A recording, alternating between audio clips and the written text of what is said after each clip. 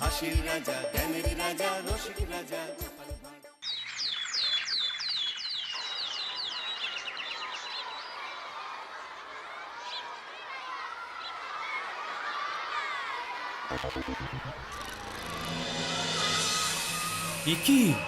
কি বিশৃঙ্খল অবস্থা! গোড়াতেই এত গলদ থাকলে পরে কি হবে? হ্যাঁ, না, ব্যাপারটা তো জানাতে হবে।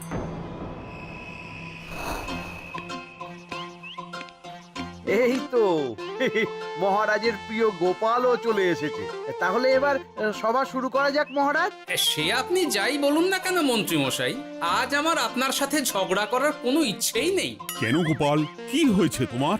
কি আর বলি মহারাজ, কৃষ্ণনগরের ভবিষ্যৎ দেখে আমি তো ভাষাই হারিয়ে ফেলেছি। বলো কি, কৃষ্ণনগরের ভবিষ্যৎ? তা শুনি খুব ভালো কিছু নিশ্চয়ই। এতে আর শোনার কি আছে মহারাজ, অবশ্যই ভালো হবে। সে কথা তো আমি একবারও বলিনি মন্ত্রী মশাই। আহা গোপাল, ভনিতা না করে বলি ফেলো না দেখি, কি এমন দেখেছো কৃষ্ণনগরের ভবিষ্যৎ? তাহলে শুনুন, কৃষ্ণনগরের ভবিষ্যৎ ঘোর অন্ধকারে, মোটেই ভালো নয়। হ্যাঁ, বলো কি? কৃষ্ণনগরের ভবিষ্যৎ বলতে আমি ছোট ছোট ছেলে মেয়েদের কথাই বলছি। ওরাই তো আমাদের কৃষ্ণনগরের ভবিষ্যৎ। ঠিক কথা, কিন্তু তার সাথে অন্ধকারের কি সম্পর্ক? সম্পর্ক আছে মহারাজ। আজ সকালে রাজসভায় আসার পথে দেখি পাঠশালায় বাচ্চাদের পড়াশোনা বাদে সবই হচ্ছে। তা এরকম চলতে থাকলে কি করে রাজ্যের ভালো হবে বলুন দেখি? না হওয়ারই বা কি আছে শুনি? পড়াশোনার সাথে রাজ্যের ভালো খারাপের কি আছে? সত্যি, মন্ত্রী হয়েও যে আপনি এসব কথা বলেন ভাবলেও অবাক লাগে। গোপাল, মুখ সামলে কথা বলো। আপনিও তাহলে আগে বুঝুন, তারপর কথা বলুন। উফ, আবার শুরু হয়ে গেলে তোমরা। ক্ষমা করবেন মহারাজ, কিন্তু আমি তো কিছু শুরু করিনি। মন্ত্রী মশাই তো না বুঝে কথা বলছেন। আপনি বলুন মহারাজ, বাচ্চারাই তো সমাজের ভবিষ্যৎ। হ্যাঁ, ওরা এখন যা শিখবে সেটাই তো পরে কাজে লাগাবে। ঠিক, শিক্ষার গুরুত্ব অনেক, তাকে এত অবহেলা করলে তো চলবে না। সেটাই তো মহারাজ, একে তো সকলে পাঠশালায় আসে না, তার উপর যে কয়জন আসে তাদের মধ্যেও কেউ খেলে বেড়ায়, কেউ ঘুরে বেড়ায়, এসব হয়। বুঝলাম, কিন্তু রাজপণ্ডিত কিছু বলে না। কি করে বলবেন মহারাজ, উনি তো নিজেই ঘুমে ঢুলতে থাকেন। কি? আমি কালই রাজপণ্ডিতের সাথে এই ব্যাপারে কথা বলবো। কিন্তু শুধু রাজপণ্ডিতের সাথে কথা বললেই হবে না মহারাজ, তার সাথে এমন কিছু করতে হবে যাতে ছেলেপুলেরা রোজ পাঠশালায় খুশি মনে এসে পড়াশোনা করে। তার জন্য কি করা যায় বলো তো? আর তোমার কাছে কি কোনো উপায় আছে? থাকলে তো আগেই বলে দিত, এত সময় ধরে অভিযোগ করে যেত নাকি? আচ্ছা, আপনার কাছে কি কোনো উপায় আছে মন্ত্রী মশাই? মানে এখন নেই, ভাবতে হবে। তাহলে একটু চুপ করে থাকুন। ছাড়ো না গোপাল, তুমি বলো। আমি বলছিলাম, ওই বাচ্চাদের পাঠশালার প্রতি আগ্রহ আনার জন্য যদি একবেলা ভাত, ডাল, দুধ, ডিম ইত্যাদি খাওয়ানো যায় তাহলে সেটা কার্যকর হবে বলে মনে হয়। অসম্ভব! রাজ্যের কত খরচ বেড়ে যাবে জানো? তুমি থামো তো মন্ত্রী, সব সময় খালি উল্টো কথা বলা। আমি একদম একমত গোপালের সাথে। কৃষ্ণনগরের উন্নতির জন্য আমি সব করতে রাজি।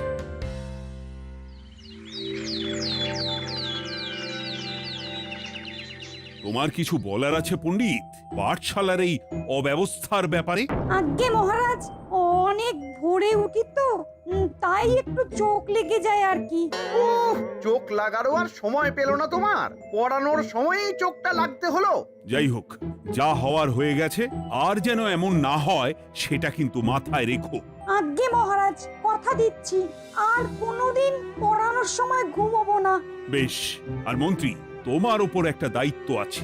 বলুন মহারাজ। তুমি পাঠশালাতে পড়াশোনা শুরু করতে পারবে এমন বয়সী সকল বাচ্চাদের মোট সংখ্যাটা জেনে কোনো দোকানদারের কাছে গিয়ে সেই পরিমাণ শস্যপাতি আর ডিমের বায়না দিয়ে আসবে। আর হ্যাঁ, একজন ভালো রান্নার ঠাকুর জোগাড় করো। যথাজ্ঞা।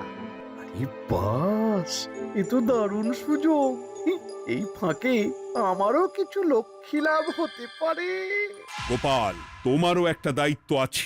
হ্যাঁ, বলুন মহারাজ। মন্ত্রী যে দোকানদারের কাছে সব জিনিসপত্র বায়না দেবে সেখান থেকে জিনিসপত্রগুলো নিয়ে তুমি রোজ পাঠশালায় পৌঁছে দেবে, কারণ এসব ব্যাপারে মন্ত্রীর ওপর আমার ভরসা নেই। ঠিক আছে মহারাজ। মহারাজের বেশি বেশি বলে কিনা আমার ওপর ভরসা নেই। সব জোগাড় করব আমি, আর শেষ বাজিটা মারবে গোপাল। আরে না, ভালোই হলো। আমি যদি কিছু করিও তবু দোষ পড়বে গোপালেরই উপর। কি ব্যাপার, মন্ত্রী মশাই কিছু বললো না এটা শুনে? কি ভাবছে এত?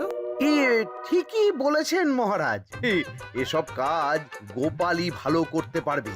বাবা, ওভাবে কেন বলছো গোপাল? আমিও তো চাই কৃষ্ণনগরের ভালো হোক। বেশ, ভালো হলেই ভালো। শোনো ঠাকুর, তাহলে ওই কথাই রইলো। দেখো যেন কোনো ভুলচুক না হয়। ঠিকঠাক কাজ করলে ভালো বকশিস পাবে, কেমন? হ্যাঁ হুকুম, কোনো ভুল হবে না। পাথর ভেঙে এক বস্তা কাঁকর আমি তৈরি করেই এনেছি, আর অর্ধেক দুধে অর্ধেক জল মেশানো আর ডিম সরানো, এই তো সব হয়ে যাবে। হ্যাঁ, তবে দেখো গোপাল যেন এর টের না পায়। না না হুকুম, দু গোপাল কেন, কাক পক্ষীও টের পাবে না।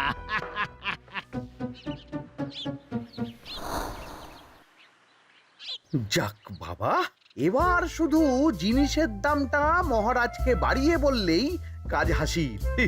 এদিকে অতিরিক্ত মূল্যটাও আমার হবে, আর বাকি জিনিসগুলো বিক্রি করার পর সেই দামও আমারই হবে।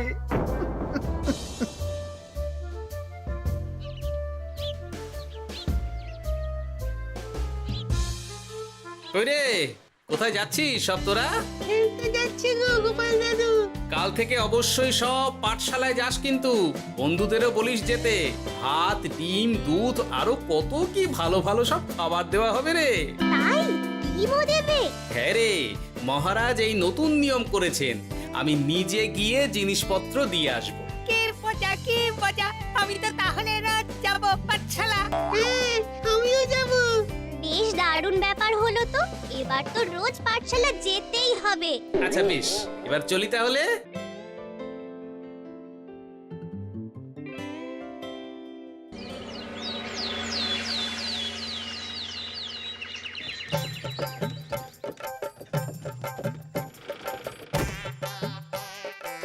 এই নাও গো ঠাকুর, সব জিনিস নিয়ে চলে এসেছি। একবার মিলিয়ে নাও দেখি। ঠিক আছে গোপাল দাদা, এখনই সব দেখে নিচ্ছি।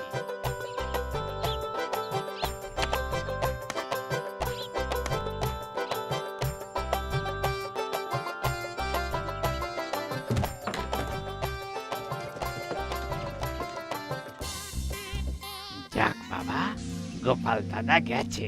এবার মন্ত্রী মশাইয়ের কথা মতো সব করলেই কেল্লা ফতে।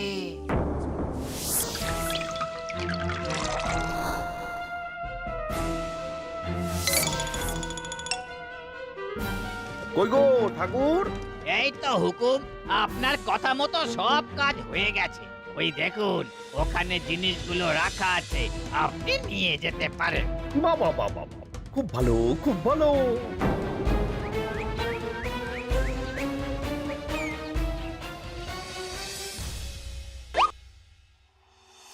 ও কি, অর্ধেক ডিম দিলে যে, বাকিটা কোথায়? কিসের বাকি?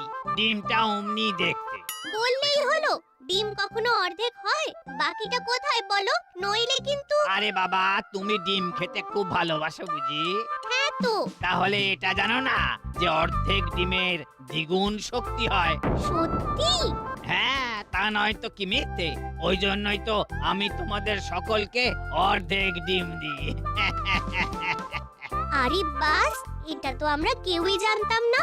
ঠিক আছে, আমি আমার সকল বন্ধুকে এটা জানাবো। যাক বাবা, বিশ্বাস করলো তবে, নইলে আর একটু হলেই ধরা পড়ে যেতাম।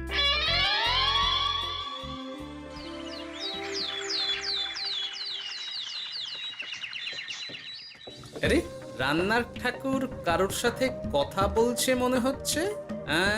পেছন থেকে দেখে তো মন্ত্রী মশাই বলে মনে হচ্ছে।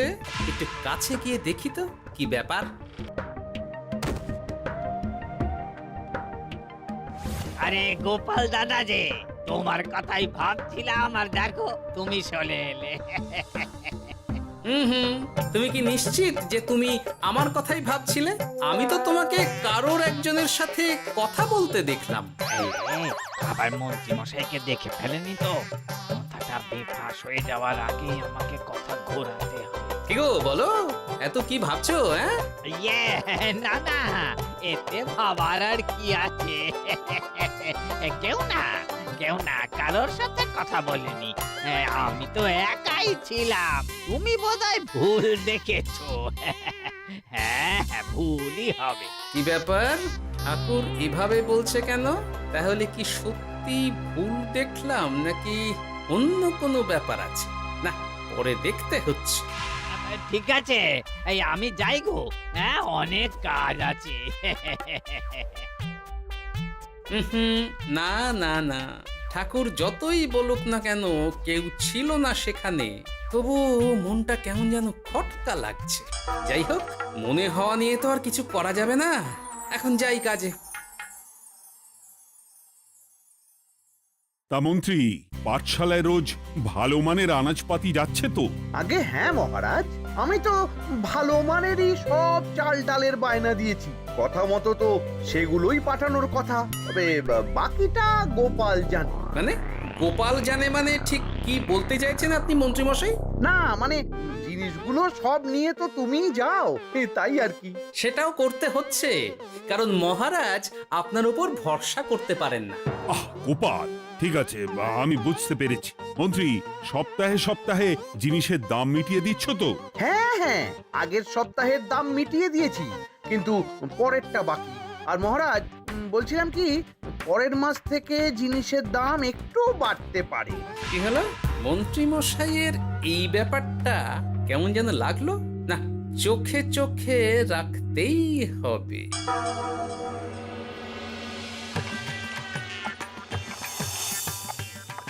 কিরে বুটি, তুই অর্ধেক ডিম খেয়ে বাকি অতটা রেখে দিলি কেন? রান্নাটা ভালো হয়নি বুঝি? না গো দিদা, খুব ভালো হয়েছে। আমি তো আসলে এখন এমনই খাচ্ছি। শিখিরি, কেন রে পুটি? তোর তো ডিম খুব প্রিয় ছিল রে। এখনো ভালো লাগে। তাহলে পুরো ডিম খাচ্ছিস না কেন? এ বাবা, তুমিও জানো না, অর্ধেক ডিমের শক্তি গোটা ডিমের থেকে বেশি, মানে দ্বিগুণ শক্তি। এই বলে কি গো? এই, তোকে এমন কথা কে বলেছে রে? ওমা, কেন? পাঠশালার রান্নার ঠাকুর আমাদের তো রোজ অর্ধেক ডিমই দেয়। ওই জন্য আমি একদিন জিজ্ঞেস করেছিলাম, তখন বলল অর্ধেক ডিমের দ্বিগুণ শক্তি হয়। বলিস কি রে? এতদিন ধরে এসব চলছে? না, মহারাজকে জানাতে হবে।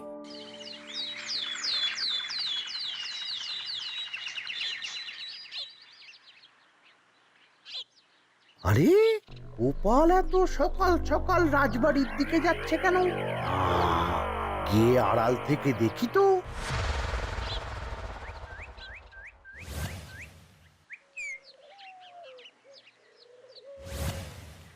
বলো গোপাল, কি হয়েছে?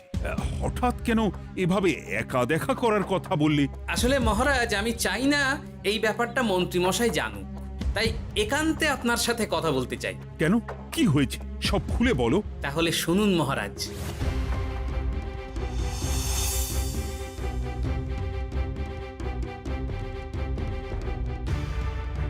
কি সাংঘাতিক ব্যাপার!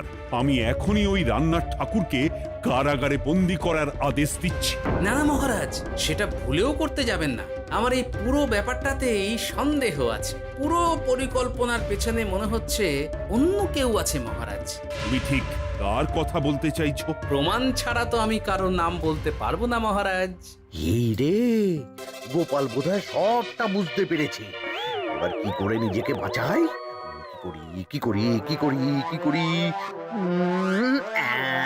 পেয়েছি। শোনো ঠাকুর, এখন কিন্তু মহারাজ সবটা জেনে গেছে, তাই দেখো যাই হয়ে যাক না কেন আমার নামটা যেন না আসে, নইলে কিন্তু তোমাকেই রাজ্য ছাড়া হতে হবে। না না হুকুম, দয়া করে এ কাজ করবেন না। আমি মরে গেলেও আপনার নাম নেব না। মাথায় থাকে যেন। বলো বলো তুমি কেন এমন করেছো? আগে আগে আমি নিজে থেকে এসব করিনি মহারাজ। আমাকে এসব করার জন্য বাধ্য করা হয়েছে। কে তোমাকে সব করতে বলেছে? আগে গোপাল দাদা। কি? মিথ্যে কথা। বেশ হয়েছে, এবার ঠেলা বুঝুক গোপাল। দেখলেন মহারাজ, খুব ভরসা করতেন না আপনি গোপালের ওপর? ভাবা যায় তলে তলে এই। মহারাজ, আমি সত্যিই সব কিছু করিনি। আমি যদি এটাতে যুক্ত হতাম তাহলে কি আপনাকে নিজে থেকে এসব জানাতাম? দেখো গোপাল, এখন এসব কথা বলে কোনো লাভ নেই। সবাই জানে তোমার মাথায় কত বুদ্ধি। তুমি ইচ্ছা করে আগে গন্ডগোল করে তারপর সেটা ঢাকতে নিজে থেকে সব বলছো। গোপাল, তুমি সত্যি করেছো কি করনি সেটা কিন্তু তোমাকেই প্রমাণ করতে হবে। এটা যেমন সত্যি যে এসব যে ঘটছে সেটা তুমি আমায় জানিয়েছো প্রথম, তেমনি এটাও সত্যি যে প্রতিদিনের শস্যের বস্তা তুমি নিয়ে যাও পাঠশালায়, তাই তোমাকেও যে সন্দেহের তালিকা থেকে বাদ দেওয়া যাবে না। বেশ, তাহলে আমি প্রমাণ জোগাড় করেই তবে এই রাজসভায় পা দেব।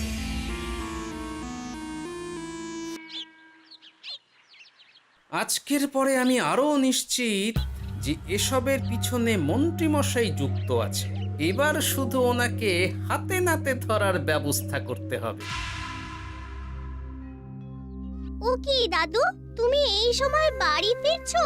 হ্যাঁ রে, তোর দাদুকে আর চোরের অপবাদ দিয়েছে, তাই প্রমাণ জোগাড় না করে আমি রাজসভায় যাব না। কি বললি?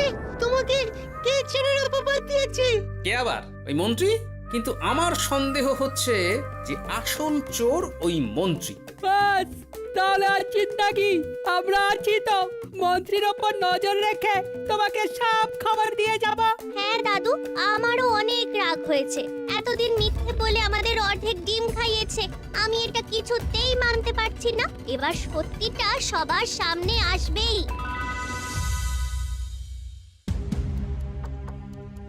নাও নাও, আজকে চাল ডাল সব এই বস্তাতে আছে। এই নিন আজকের মূল্য। দেখো, অর্থটা কিন্তু বড় কথা নয়। তোমার যে রোজ বিক্রি বাট্টা বেড়ে গেছে, আর তার জন্যই তোমার তো আমাকে মিষ্টি খাওয়ানো উচিত। একদম, আমি কালই আপনাকে মিষ্টি খাওয়াবো, একদম পাকা কথা। তাহলে আজ চলি, কাল দেখা হবে। দেখলি মন্ত্রী মশাই কি বদমাইশ। চল এখনই গিয়ে গোপাল দাদুকে সব বলি।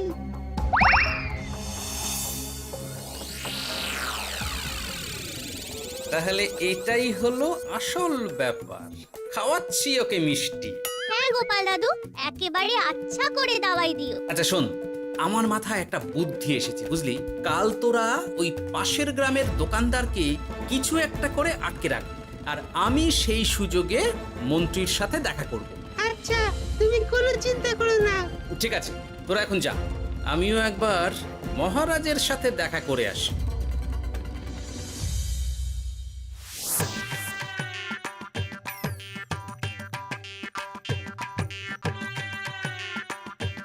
আসতে পারি মহারাজ?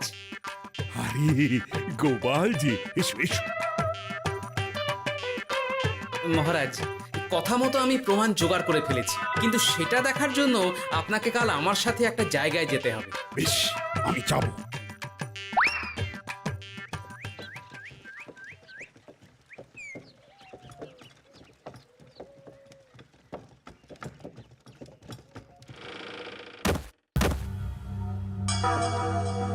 এই কি, তুমি কে?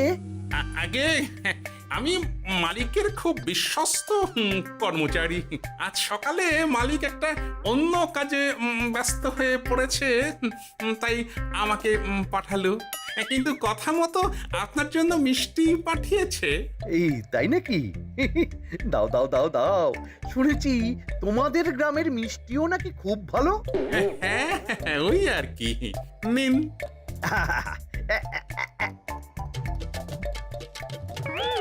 এই, ওরে বাবারে, ওরে বাবারে, মরে গেলাম রে, বাঁচাও। কেমন চলে গেল, লাগছে চলে গেল। মন্ত্রী মশাই? গোপাল, তুমি? তোমায় আমি ছাড়বো না।